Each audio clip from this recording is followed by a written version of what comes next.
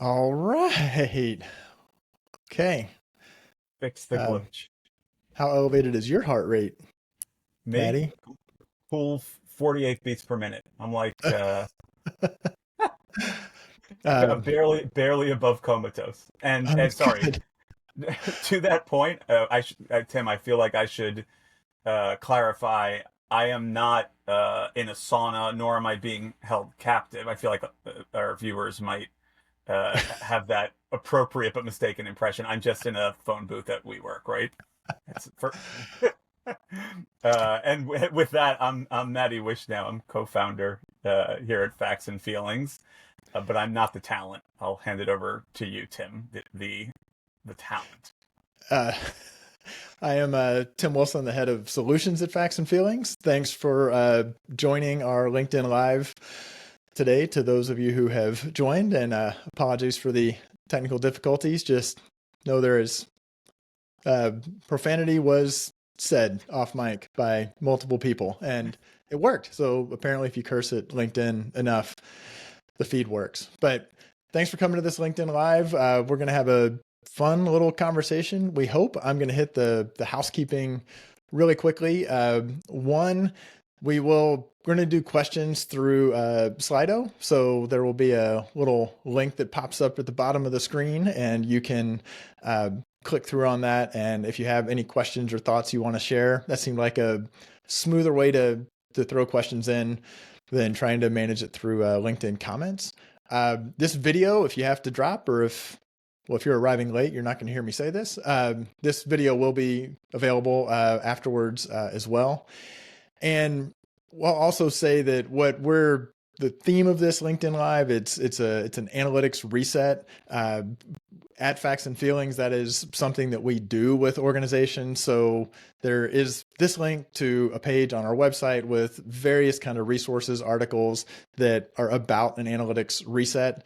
This LinkedIn Live is kind of a discussion about the genesis of that, and Maddie and I are going to have a discussion about sort of why we're talking about that. But just know that there are some other assets if you want some kind of specific material.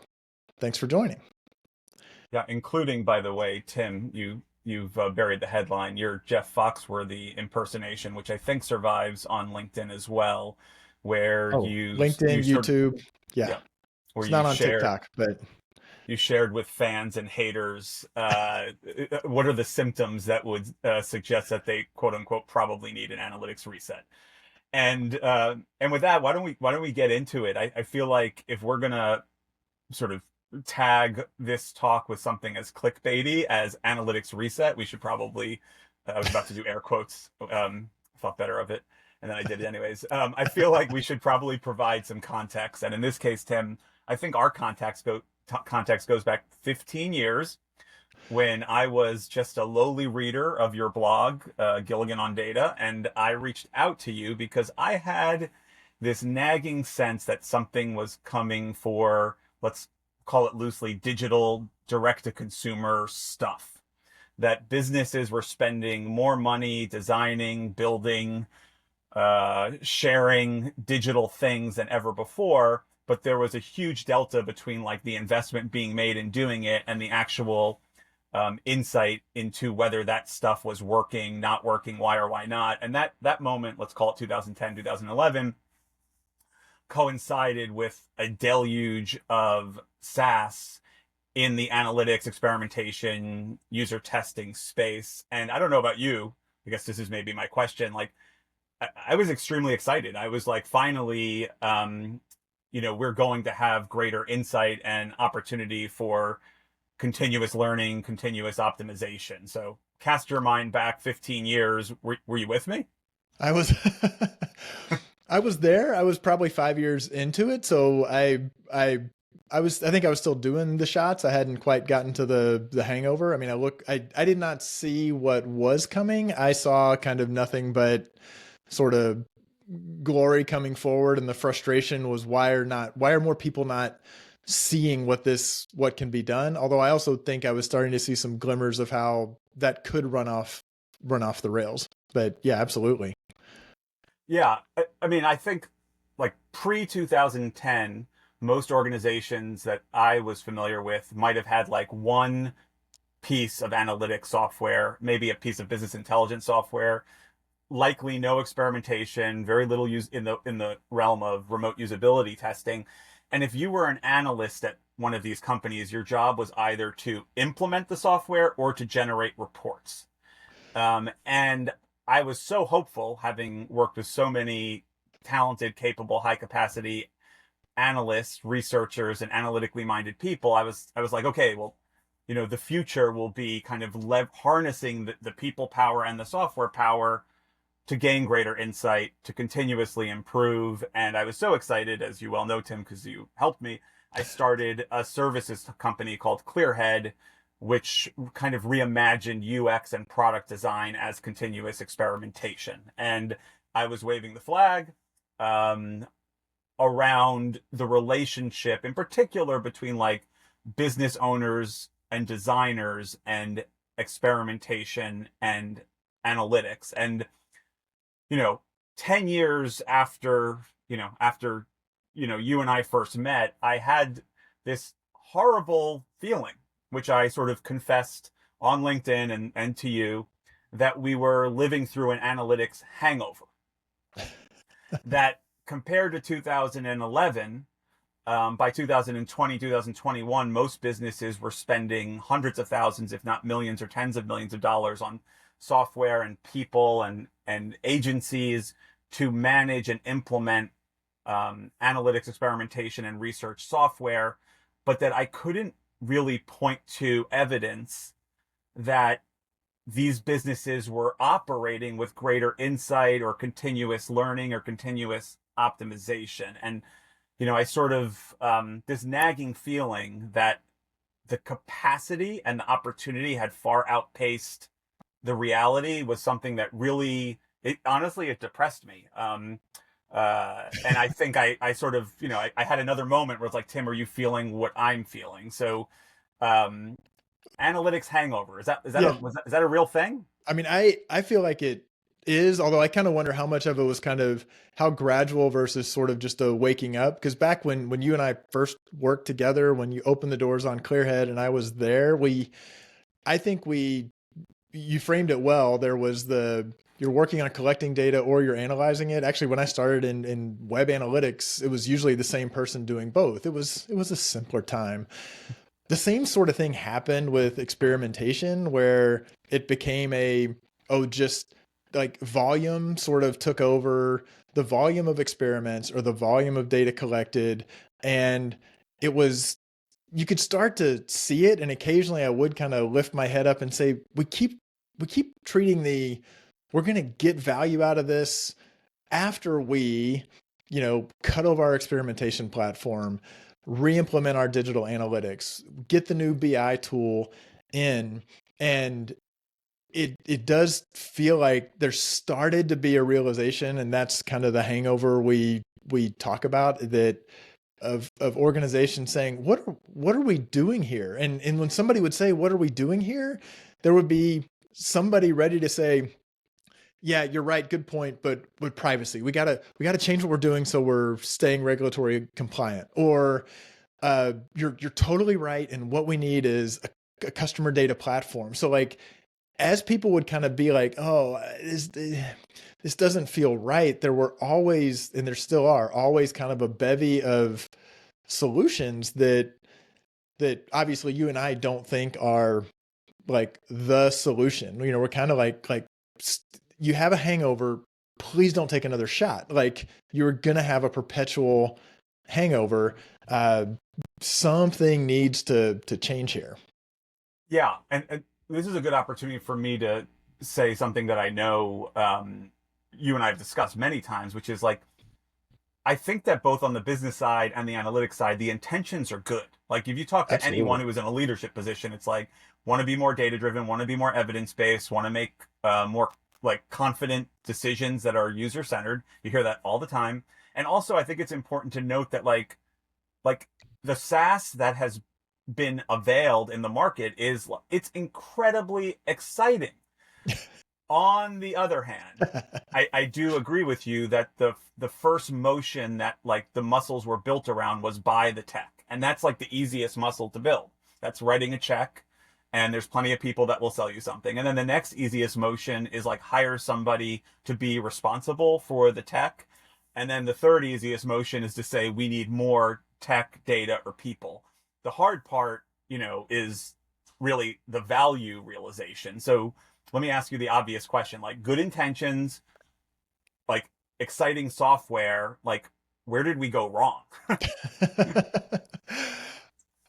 To me, the way I've started to think about it is I feel like because we can always look at our data stack or our tech stack. You can look at any platform and point to something that you don't like about it. You can look at any data set and find a gap in it. And there is this kind of we have a strong bias as human beings to do something, and we want to do stuff that is tangible. And so what we know, if we step back and think about it, is that there does need to be thought and focus and clarity around the strategy, like what we're actually trying to do. Not what we're trying to do with the tech or what we're trying to do with the data, but what we're trying to do as an organization in order for that tech to actually have its value realized. But when we look at the tech and say, that's not working in a world of infinite resources and infinite time, do you want something that's not working or that is working, like some mechanical thing? Do you want a data gap or do you want to have the data gap filled? And I just think we have a tendency to say, I know things aren't working and I can point to a tangible thing that I could fix, and I'm going to go fix that. And it just becomes a way of working, of continuing to fix it. I mean, not only do people have good intentions and they're smart people, the tech is really damn solid. I mean, there was a time where you could bash one platform over another one. I mean, the platforms out there are largely commoditized, or put it, they are differentiated, but it's really hard to say like who really belongs in that Gartner leader quadrant. The tech has gotten really good, but there's still a tendency to say, that machine of tech needs to keep being fed as well. So there are vendors saying, add on this other feature, upgrade to this other thing, or switch to our platform from your platform. And it's like you said, it's a muscle that's easy to flex that muscle. I know how to buy software. I know how to implement complicated software. So that's kind of, I mean, what do you think? Well, something that I noticed at having like stood at the epicenter of this transition to experimentation and optimization, like from a world wherein businesses just launched stuff and didn't test into it to a world where everyone was like, gotta test it, gotta test it. One thing that I noticed, and I think it's related to what you're discussing, is that like high confidence controlled statistical experimentation became synonymous with all validation. In other words, um, we weren't using common sense, intuition, qualitative research, like lower statistical confidence interval ways of validating hypotheses or answering questions. Like everything had to be like 99.9% confidence interval, leveraging software to prove something was valid or not. And that is both a extremely high and extremely impractical bar, and it presupposes that more data is always better. And I think, it's sort of like an offshoot of what you're discussing, but I just feel like starting around 2011, we really got into this like more, better, better, better. And I know that, to give you a quick plug for your book, Analytics the Right Way, I think that you have a different perspective on like what is the value of data, and how can you research and validate using different types of data. I don't know, just if you want to preach for a minute on that. Yeah, I mean, I think that's because of some of the complexity of the tech and the organizational processes between, if you look at at a research or an insights team, if you look at a experimentation team, if you look at an analytics team, organizations rail against having silos all the time. Like that's kind of almost a trope. I mean, it's true. Organizations operate in silos. When it comes to making evidence-driven decisions, most organizations also have a silo problem. They have the experimentation team, they have an analytics team. There will be, do they have analysts who are farmed out from the analytics team to do the analysis of experiments, or do they have experimentation analysts? Either way, they're seeing those as separate functions. And then I look at research teams really tend to be off in their own world. And what it winds up being kind of a supply driven exercise of what experiments do you want to run? Let's make a list of hypotheses that we can experiment, and then getting to your point of aiming for, volume. I feel like the experimentation world has mostly gotten past the win rate and like the problematic aspects of that. But analysis, they work in another way. Like if you just happen to show up with analytics, to an analytics team, they're like, well, let me look in the sea of data that I have. And time again, watching organizations that aren't saying, wait a minute, what are we really, really clear on what goals for the business we have? Outcomes, not there's some financial outcomes. There may be other outcomes around customer delight or around, product functionality around, lots of like outcomes, not a click-through rate, but what are the outcomes? What really matters? Okay. I think that generally falls to analytics and research to say, if we've got that really defined, which a lot of organizations seem to not have, we all need to be on the same page of that. That is like the foundation. We have to have that logically, right? Otherwise, what are you doing? Like, why are you doing anything else? So I'm maybe segueing a little bit into like what's happening. It's like, because when you're asking what analysis do you want or what do you want on your dashboard, you're not really asking the question of what are we collectively, this good intentioned, hopefully, reasonably collegial, well-functioning organization, what are we trying to achieve? And how are we going to know if we've done that? And who's going to produce that in a very, very simple way? Guess what? We have data, we have technology. Maybe there's some other data that needs to be collected, but I don't know. That's kind of just even doing that. And that I will say, I go back 15 years. Actually, I have a very clear memory of when we did work together at Clearhead, sitting with a very well-known brand, and we asking about KPIs, and they said, oh, we don't need to talk about that now. We'll send them to you. And they sent us a spreadsheet that had, something like 47 metrics that were just all kind of retail metrics. I took it, I made a word cloud. Actually, there is a version of that in my book. When you ask somebody, what are your KPIs? That doesn't mean the organization really knows what they're trying to do. Yeah, for sure. I think back in the beginning, when I craved access to data and I craved software that would get me information, I really wanted to answer 3 questions, which is like, are we succeeding or not?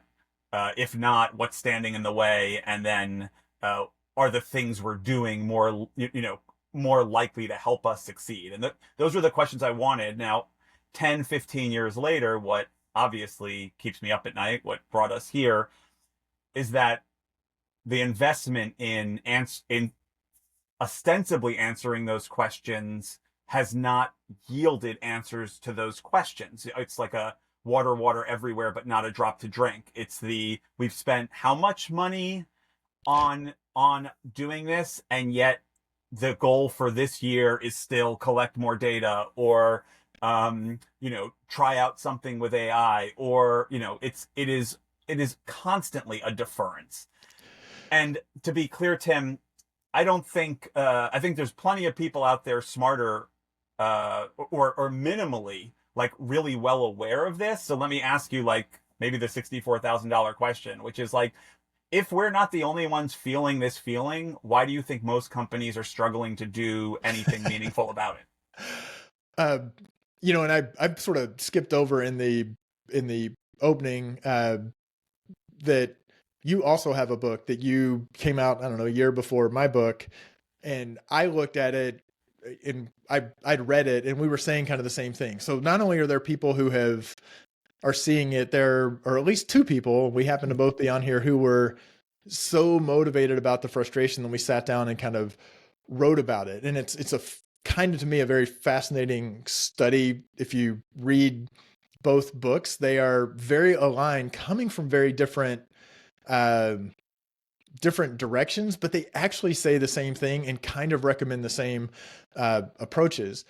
I think the challenge is that uh, it is something that requires kind of an organizational solve, which means there has to be kind of acknowledging that the hangover exists. And what we tend to see is frustration, but a feeling that it's somebody else's problem to fix, or that the solve for it is somewhere else. I actually see we have a question, and we're going to get to questions formally here in a bit, but somebody asked, what about organizations where business stakeholders don't trust and respect their analytics team? And to me, that goes to the heart of it, that there's this magical envisioned virtuous cycle where the business has a question and they send it to the data or analytics or experimentation team, who get into the data, answer the question, and send it back. And it might be in a meeting, but they're throwing it back over the wall. And that the business sees that question, gets the answer to their question. They say, I am now smarter. I can make a better decision. Now I have a deeper question. And there's this circle, and the analyst is like, great, I'm glad I helped you. Now we're asking a deeper question. And that's what's supposed to happen, is there's this continuous back and forth of the organization getting smarter. What happens in reality is much more of a vicious cycle, where the business may say, can you tell me whether our campaign worked or not? And it's not actually a great form question. It's reasonable and it's rooted in something they really want to know. The analytics team says, well, I'm going to pull a bunch of data, but you're the one who ran the campaign. I'm going to send that back to you.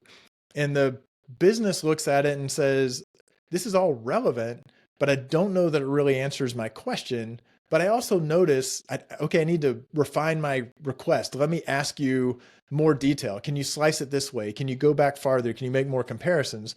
Goes back to the analytics team. And I mean, you can see this plays out. I was literally right before we recorded this talking to another consultancy, and the guy was saying, we get sent these 100-slide decks. And I'm like, who is you? I'm assuming someone's using them. And I'm like, they're not.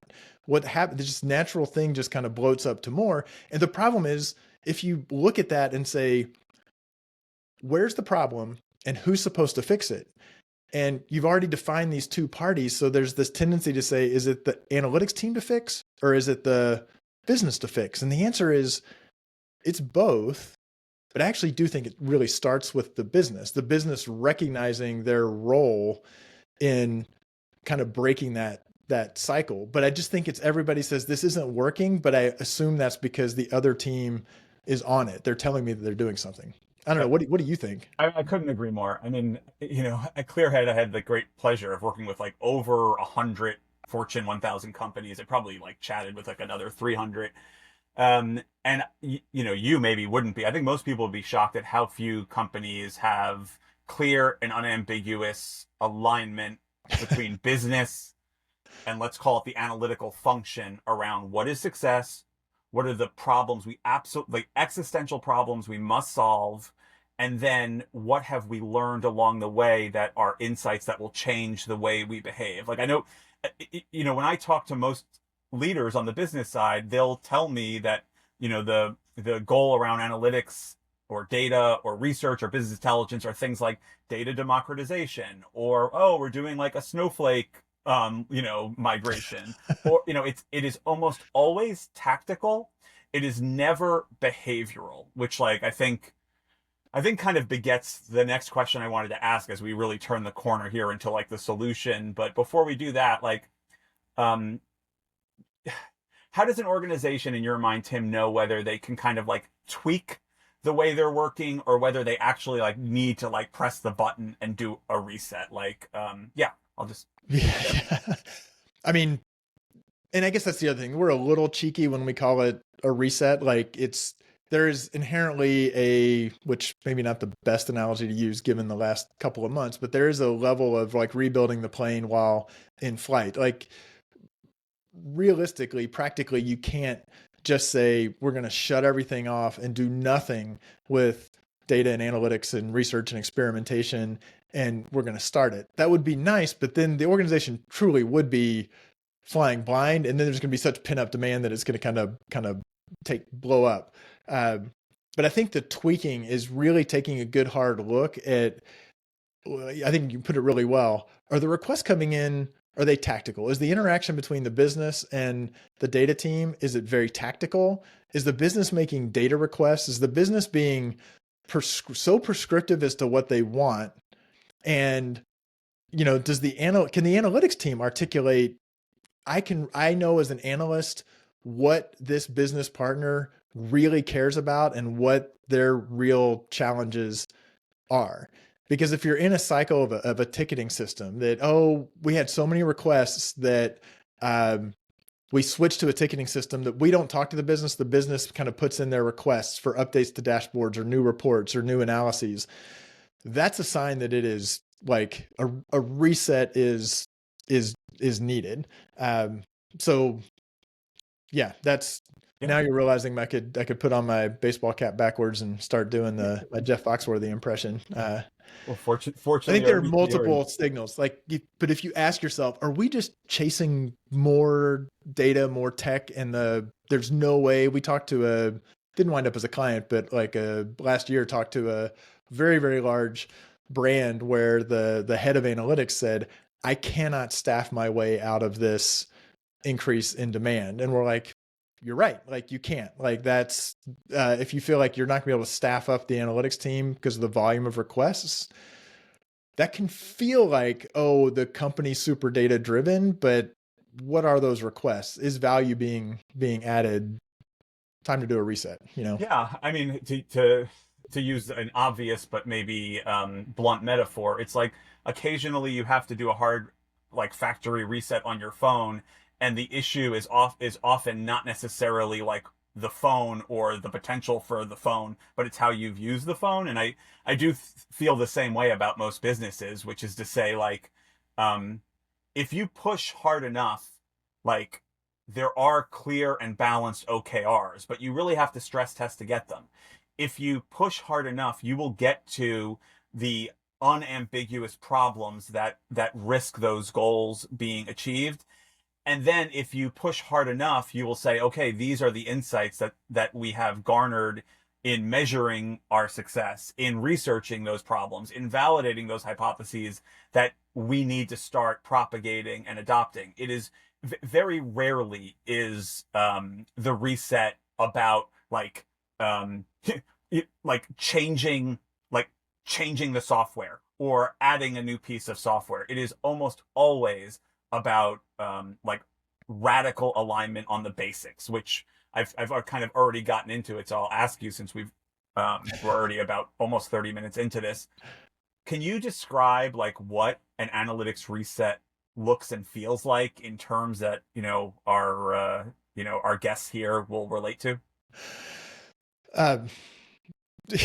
Yeah. So okay, that'll take the next 30 minutes, but fundamentally, what it looks like and feels like is much, much stronger communication and collaboration between different functional groups, and including different areas of the business and the analytics and research and experimentation teams. So that's kind of high level.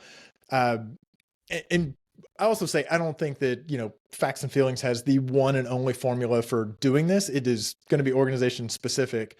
The way that we've seen a lot of success with it is, it's getting people in a room and giving them some good prompts and giving them a little bit of education to say, are we all on the same page as to what success looks like? And we've run the gamut from hearing super high level, yeah, we're all on the same page, and it's very, very flowery language. You're like, great, you're on the same page, but that is so flowery that what does that even look like? How would you know whether you're achieving that? Or we get yes, every person who's present provides what their list of activities for the year is. And they say completing these activities are what success looks like. So there's that first piece of getting a group together and asking them, like, what are we actually trying to do? And let's have a conversation and let's talk to each other. And yes, I want the analysts to not feel like they are supposed to already know that. They should be listening and probing and in some ways facilitating the discussion of saying, well, what does that really mean? Let's probe on that. So that's kind of like ground level. As you were talking about the way that you approached when you were like running businesses, the next thing is like, what's going to get in the way of us achieving that? And again, we like our methodology, we love to use kind of prospect theory, sort of do a pre-mortem. If we're really clear on what success looks like, let's get that same group and say, we've jumped in a time machine. We're 6 months down the road. You missed on every single one of those. Why? And again, getting people to think about, put themselves in that uncomfortable spot of, I'm 6 months from now, and I like loss aversion is a powerful emotion. Danny Kahneman, RIP. And getting people to talk and think about what are those problems. And 100% of the time, things surface that are different groups saying we're all seeing some of the same problems. And then there are things that surface that other people say, I had no idea. I understand that that's a problem. So it is this communication and collaboration. Now that has to be, you can't just like sit and say, great, we're all cathartically feel like these are the problems. Let's go charge the hill. That does need to be kind of structured in a way to say, okay, of those problems, we can't solve them all.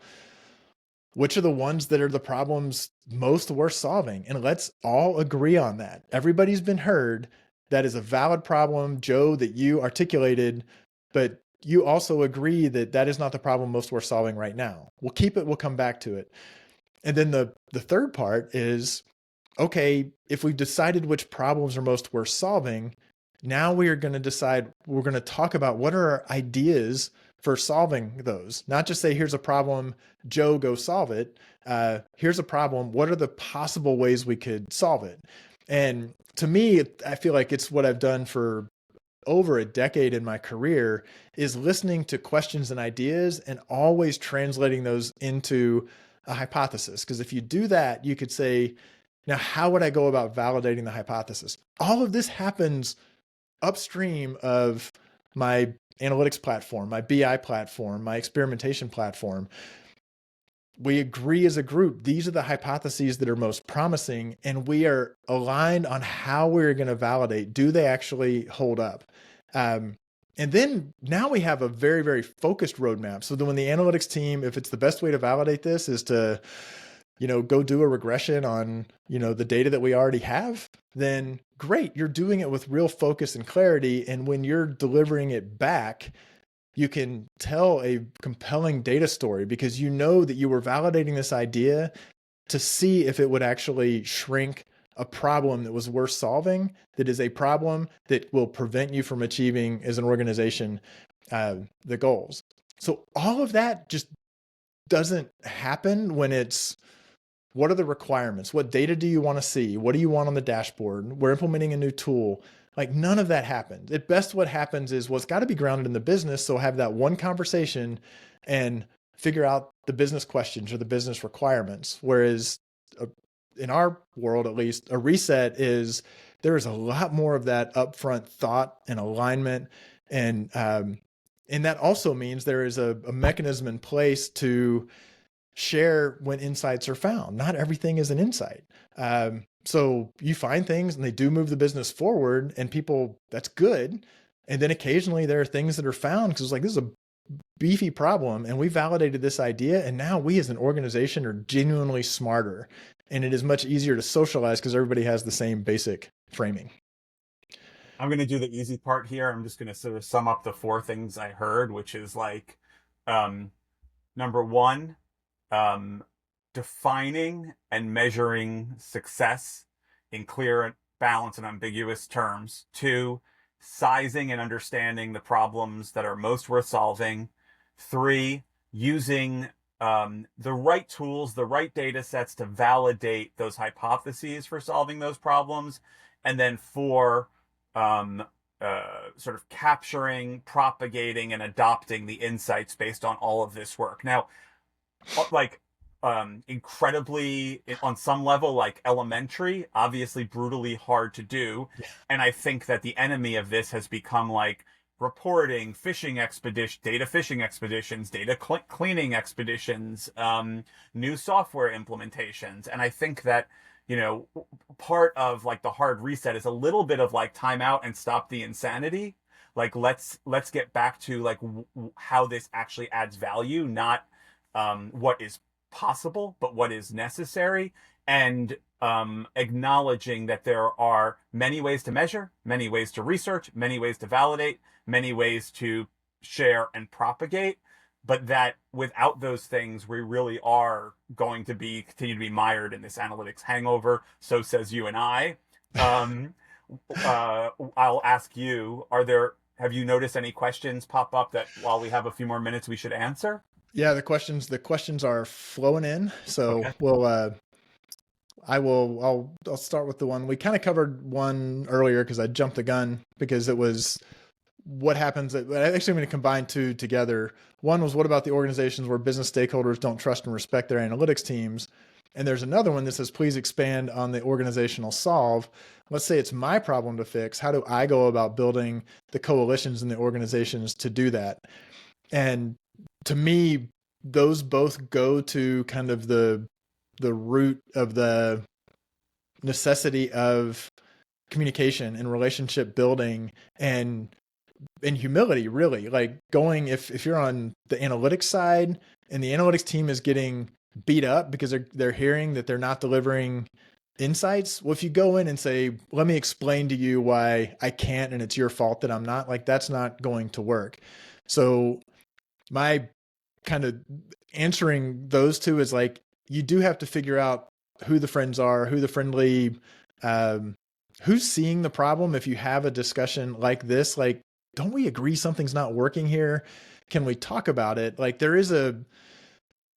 not doing a reset doesn't mean there's not an ability to start small-ish. I don't think you can start micro, but figuring out, and this is also something we've done with various organizations, like, not the whole organization. Let's figure out which department or which strategic initiative we're going to draw a border around and dive in with that first. Because then you've got kind of evidence. Because frankly, doing an analytics reset, there's a hypothesis that I think we need an analytics reset. I think we need to fundamentally change that. And you should say, how are you going to validate that that's actually working? And that is a piece of it, is actually, carving out that, like, where do you start that you're most likely to be successful? I don't know. What do you think? I'm going to take like a roundabout tack to explain, like, from as a non-analyst or as an analytically minded, like, business guy, like what would influence me. So first and foremost, I would say that people with analytical faculties are amongst the most desirable hires at most businesses. They're hard to find and they're hard to keep. And you know why they're really hard to keep? They're really hard to keep because oftentimes they're asked to do work that doesn't correlate to clear value creation, and they feel like they're just, responding to tickets and generating reports. So if I were an analytical leader or a business leader that appreciates an analytical function, I would acknowledge that if we don't create value out of the analytical function, we're going to have a major talent drain, and there's nothing more expensive to a business than the replacement costs of a talent drain, because for every great person that you've hired, to replace them inevitably costs more than they cost. And that is a major reality that happens. The other thing I would sort of say is, if you're an analytical leader who wants to sort of influence your business partner, you can reverse engineer the questions you've been asked into these buckets we've described. Like, hey, based on everything my team has been asked, here is what I perceive to be the desired outcomes: clear, balanced goals, or OKRs, or both. Here's what I perceive the problems we're solving, knowing that we can't solve every problem. Here's what I have heard are the hypotheses we want to test. Here's what I believe to be the most valuable insights. And you can kind of just sort of like, they're there in the ether of your business, and organizing them and then presenting it to your business partner and saying, am I right? can we agree that this is how we want to organize our relationship? I think can be an incredibly powerful gesture. I mean, I will say the first time you do that, and this is, I know I've coached analysts many times on that. I'm like, this, do that before you go and pull the data. Say, I'm basically just active listening. And sure, if you think you're faking it, play that back to them and then watch. I mean, 9 out of 10, occasionally there will be the person who says, well, let me caveat, 9 out of 10 times they're going to be like, oh yeah, let me explain that. That's not quite right. Let me clarify. And you have started the resetting of that relationship. Analysts often say, well, that person doesn't want me to ask that. They're going to tell me I'm just the data person and I'm not going to have permission. And I am sure that is true occasionally. I think that is often a story that analytics teams tell themselves because they're uncomfortable saying, I want to make sure I'm playing your words back to you in a different way and it's accurate. And I am afraid that I will be revealing that I don't have some knowledge, or I am afraid that you will tell me that I'm getting out of my lane, or I am afraid I'm going to have to get out of a lane that I've been pretty comfortable driving in for a while. I would say, Tim, any senior leader, what they need is leverage and scale. They're oversubscribed, they're overwhelmed, they're probably, like, honestly not qualified to do like every corner of their job. So if like an entrepreneurial analytics leader or research leader or experimentation leader were to come to them and sort of proffer what we're discussing, I can sort of say, having been on the overwhelmed, oversubscribed side of the table, I would be so relieved and excited because what is being offered is focus, and there's no scale without, or leverage without focus. Like, there's just not. Anyway. So there's another question. I'm going to have you answer it first because I know I'm going to like tee off with an extreme statement. But there's a question that says, but if all the analytics team's work was pointed at the biz, we'd never get to tech debt data quality initiatives because the biz doesn't understand what we do! Exclamation point. Do you have a thought on that? Well, here's what I would say.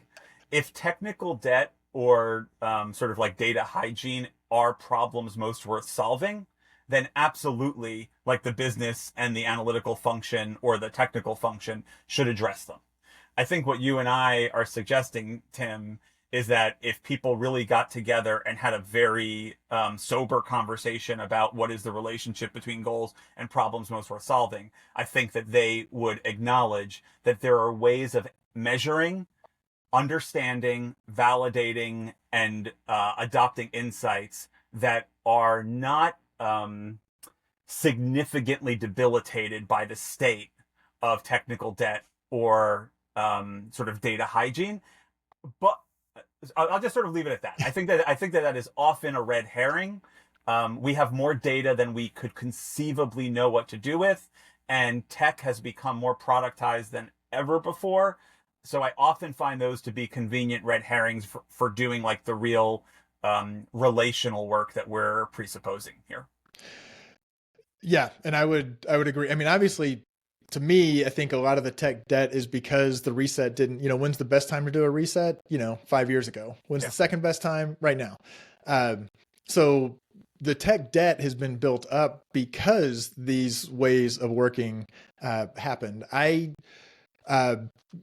This is not to diminish the reality of tech debt, absolutely exists, and the complexity of these systems. But in my experience, when people are complaining, when the business is saying, why can't you get me that number? And the answer is basically a tech debt, like, it's complicated, but that number's not as easily accessible as you think because we made a series of decisions over the last 5 years. I basically agree with you. If it's like, if we take the conversation up to what do we really, really need? I think a lot of the technical requirements get a lot simpler. And I'll shout out Matt Gershoff, who there are many people in the industry who absolutely, something about Matt's based in Austin. They're amazing. You're a Matt based in Austin, just for anyone who doesn't realize where you are. But he talks about this idea of having data, just enough data, just in time. as a counter to the way that we tend to operate, which is collecting data just in case. And I think that goes to a lot of this. We're gathering all this data because we don't want to be burned when somebody asks for something down the road and we made a decision not to collect it or not to collect it that cleanly. There is a tsunami of forces in the industry that are pushing against that mindset. So technical resets need to happen as well. But even those technical migrations tend to be take the tech debt and the complexity we built and now recreate that in another platform, which just kicks the can down the road twice. You're slowing because you're replatforming and you're kind of bringing the complexity and the tech debt with you. So couldn't agree more. And I love the way you kind of restated what Shaw said. I love that aphorism. It's 12:52 Central. I feel like we might have time for like one, maybe two at most more questions before we do a little bit of farewell housekeeping and leave people with some annuities. What do you got? Yeah. So we have how much wood could a woodchuck chuck if a woodchuck could chuck wood? But that's clearly unanswerable. So I think the answer is 42. So we'll go with reset. This is dangerous because I haven't actually read the question, so I'm going to be processing it while reading it. Do we look at metrics differently? Conversion rate is an experiment. CVR is an experiment. It is an important, but year over year, does measuring it change given newer and different traffic patterns? So, yeah. I'm happy. I've spoken maybe ad nauseum on this topic. I, at a certain point, probably around 2012, stopped using the term conversion rate optimization. I'm a recovering conversion rate addict. My background is in D2C, so I was obsessed. I would obsess over conversion rate. I find conversion rate to be a leading indicator of some product functionality effectiveness, and normally it's something deep in an experience funnel. What I would say is that if your business or your business partner is overly oriented around conversion rate, they have likely not done the work to consider what Tim asked, which is, what are we really trying to do here? I always sort of say this snarkily. I have a no fail cure all for improving conversion rate, and it is reduce the cost of every single product that you sell, and that will increase conversion rate. It will also negatively affect so many other things in your business, like promotion, addiction, average order value, margin, all of it. So what I would sort of say is that conversion rate unto itself is really an indicator of whether part of the product or UX is doing its job. It is rarely an indicator of whether the business is successful at the thing that they most want to do. I like that. I'm going to leave it there. There's one other question about why problems instead of opportunities. I'm just going to use that as my segue into, we have a Medium post that I think Val Kroll wrote, if I'm remembering right. So check out the analytics, factsandfeelings.io, go into the focus. If you're the one who asked that question. But this has been a fun discussion, as they tend to be. I mean, recover my heart rate hasn't come quite back down, because then I went from stress about this not starting up to being fired up on the topic. But I'm going to throw some other sort of calls to action out. Kind of legally obligated for the first year after publishing a book to plug the book. So, hey, some of the ideas that me ranting was this. I don't know if Matty brought Listening for Growth with him, so he has nothing to hold up in his recording coffin. But it's I think they're a great companion couple of books to read. If you have someone in your organization, a colleague who you would like to gift a copy of Analytics the Right Way to, because you thought, wow, that Tim seemed like he made some good points, or if you've already bought the book and read it, you can actually request, and we will, that link is showing up at the bottom of the screen. Fill out a form with a few little caveats here and there. We are happy to send them a signed copy of the book. And finally, this has been about analytics reset. I think we covered about 37% of what we were naively hoping we might get to. Actually, I have no idea. We'll find out later whether the discussion went where we expected. Matty, it is always a blast to talk to you. I am excited that there will be a recording because there were a couple of things that I wanted to play back to you in the moment because I was not writing them down that I thought were really, really useful things. So thanks for doing this. Thanks for everyone who joined, Tim. It's always a pleasure. And I'm still lobbying to make your Jeff Foxworthy imitation content, which survives on YouTube and LinkedIn, the most popular content on social media. So if anyone hasn't checked it out, we'll undermine everything by saying if you can find that and reshare it, we'll just plug the vanity metric of impressions and engagement. Sure. We'll undermine our credibility on everything we've said by chasing a meaningless metric on LinkedIn by promoting a silly video. Sure. So yeah, likes for the win. All right. Thanks everyone for coming. Thanks for the great questions. Thanks, Tim. Thanks everyone.